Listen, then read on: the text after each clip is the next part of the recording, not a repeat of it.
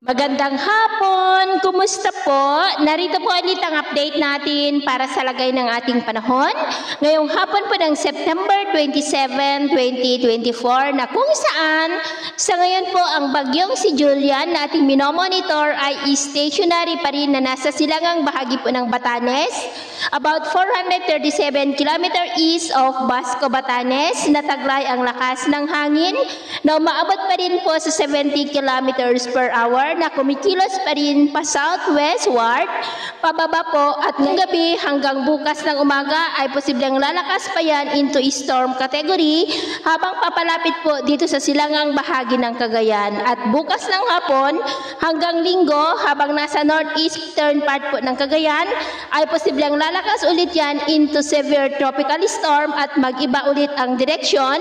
Kikilos na po muli pataas pa northwestward at posibleng aabot yan into typhoon category o maging super typhoon habang kumikilos pataas na nabanta po sa mga isla ng extreme northern Luzon at Taiwan sa Lunes po o Martes. Sa Miyerkules, kalakasan na po niyan o maaabot na niya ang intensity peak habang nasa silangang bahagi po ng Taiwan at pagsapit ng Huwebes, posibleng tuluyan na po yan na makakalabas sa ating area of responsibility. Samantala, anumang sandali po ay posible nang itaas ang wind signal number 1 sa ilang bahagi po ng northern part ng Northern Luzon, lalo na po sa mga isla ng Batanes, Babuyan Islands at ilang bahagi po ng Cagayan dahil sa inaasahan na paglakas at paglapit pa ng bagyo dito po sa mainland Cagayan. At sa lagay ng ating panahon, ngayong hapon po ay maulap ang kalangitan with isolated rains dyan sa may Batanes, Babuyan Islands, ilang bahagi ng Cagayan Valley, ilang bahagi ng Cordillera, Ilocos Region, Central Luzon,